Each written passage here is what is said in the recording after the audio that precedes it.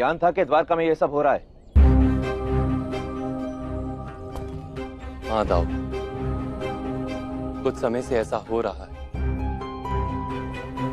मैंने रोकने का प्रयत्न किया, किंतु द्वारकावासी बार बार अधर्म की ओर बह जाते हैं। नदी जब झरना बनती है तो उसकी गति और बढ़ जाती है। समाज भी जब अधर्म की ओर चलता है तो शीघ्र ही अधर्म में डूब जाता है। इस सब के लिए युधिष्ठिर दोषी है। उसने उस द्यूत सभा में अपनी पत्नी को दांव पर लगाया और अब समग्र आर्यावर्त में लोग उसी घृणित आचरण का अनुसरण कर रहे हैं। नहीं बड़े भैया,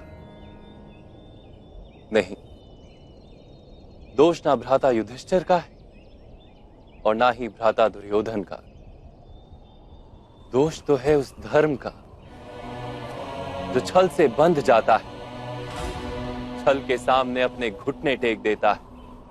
वास्तव में वो परंपराओं का अंध अनुकरण है, धर्म तो है ही नहीं। अपना तात्पर्य स्पष्ट करो कान्हा।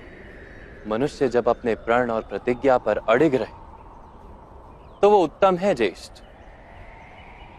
किंतु क्या प्रत्येक परिस्थिति में अडिग रहना उचित है? उस द्यूत सभा में भी यही हुआ।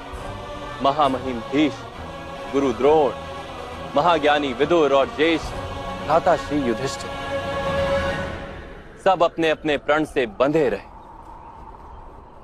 परंपराओं का अंध अनुकरण करते रहे। अपने प्रण, अपनी प्रतिज्ञा का पालन करना ही उन्होंने धर्म माना। यदि किसी एक ने भी अपना प्रण, अपनी प्रतिज्ञा तोड़ी होती, द्रौपदी के साथ इतना बड़ा अन्याय कभी नहीं होता। तुम्हारे कहने का अर्थ क्या है कान्हा? क्या प्रतिज्ञा पालन उचित नहीं? धर्म एक वृक्ष है ज्येष्ठ, प्रण और प्रतिज्ञा उसकी शाखाएं और वृक्ष की जड़ है करुणा। शाखाओं का महत्व अवश्य है, किंतु जड़ जितना नहीं। यदि किसी की पीड़ा को रोकने के लिए प्रण तोड़ना भी पड़े तो वो उचित है,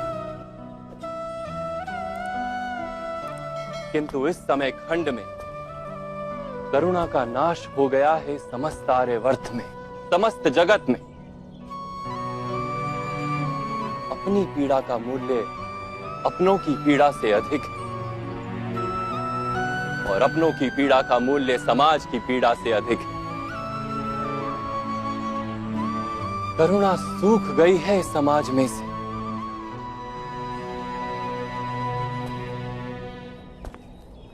जब करुणा नहीं होती समाज में तो लोग एक दूसरे से बंधते नहीं हैं ज्येष्ठ, केवल अपने सुख के लिए जीते हैं। जो स्थिति आज द्वारका की है वही स्थिति समग्र आर्यावर्त की है। जड़ से छूटे वृक्ष की शाखाएं सूख कर लकड़ा बन जाती हैं, ठीक वैसे ही आज के समय में धर्म निर्जीव बन गया है। धर्म में प्राण फूंकने का समय आ गया है बड़े भैया। समाज को एक बार फिर धर्म का ज्ञान देना होगा।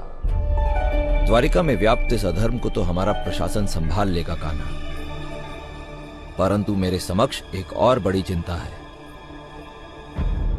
वो है समग्र आर्यावर्त में व्याप्त इस अधर्म के कारण कौरवों और पांडवों के बीच संभावित युद्ध।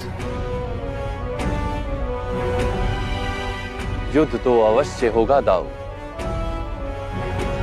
समाज में जब करुणा का नाश हो जाए तो समाज स्वयं अपने लिए युद्ध निर्मित कर लेता है।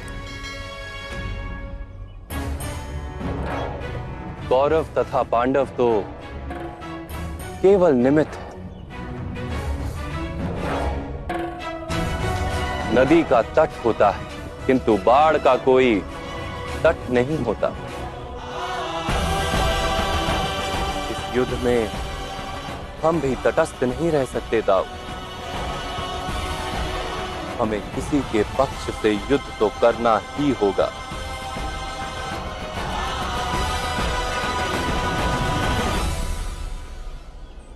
तुम सत्य कह रहे हो कान्हा, परंतु उतना ही बड़ा सत्य यह भी है कि जिस पक्ष में तुम चले जाओ वह पक्ष स्वयमेव धर्म का पक्ष हो जाएगा। अब सिद्ध करो कि मैं असत्य कह रहा हूं।